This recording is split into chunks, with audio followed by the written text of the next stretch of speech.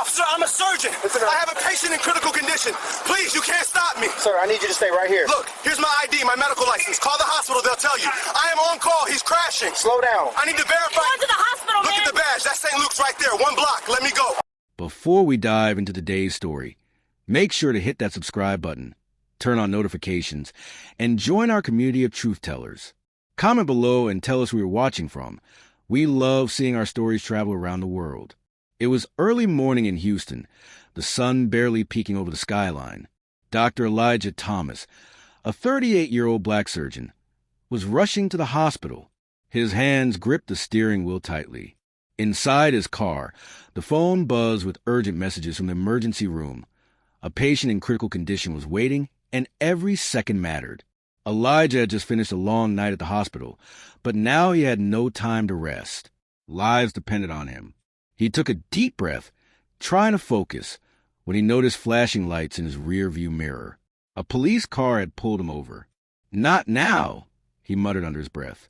He pulled over quickly, hands on the wheel. A white officer approached. His name tag read Officer Dan Whitmore, but Elijah barely glanced. "Good morning, officer." "Is there a problem?" he asked calmly. "License and registration," Whitmore barked. There was no smile, no warmth, just suspicion. Elijah fumbled for his wallet.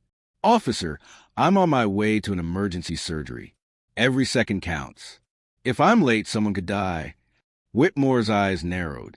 "Emergency or not, you need to follow instructions. Step out car." Elijah froze. "Sir, I'm a doctor. Patients are counting on me. Please, can you let me go?" The officer's tone hardened.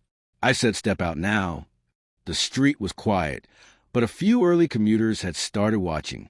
Phones lifted discreetly to record. Elijah could feel his pulse rising. He tried again, his voice firm but respectful. "Officer, please check my ID. You'll see I'm Dr. Elijah Thomas. I'm literally rushing to save someone's life." Whitmore hesitated but stepped closer, hand hovering near his belt. "I don't care who you are. You match the description of a suspicious vehicle in this area. Step out." Elijah's heart pounded. Lives hung in the balance. He raised his hands, staying calm but desperate. "Officer, every second I waste here could cost a life. Please, this is an emergency." The tension grew. Commuters watched, whispers spreading. Elijah could see the faint shimmer of a hospital ID hanging around his neck. Whitmore's jaw tightened. Suddenly, Elijah said, "I can show you my credentials. Please, officer. You'll see this isn't a joke." The officer's gaze flickered, uncertainty creeping in. The moment was ticking like a clock in the emergency room. Lives were literally on the line. The street felt frozen. Cars honked impatiently behind them.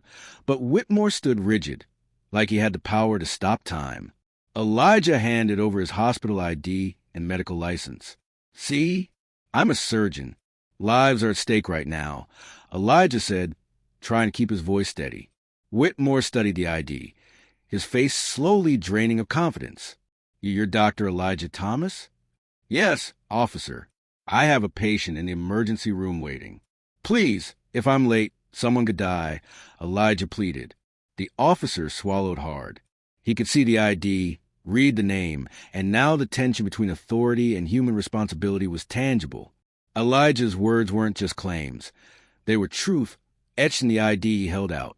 From a nearby coffee shop, a young man whispered into his phone, "This cop is crazy. He's stopping a doctor going to surgery."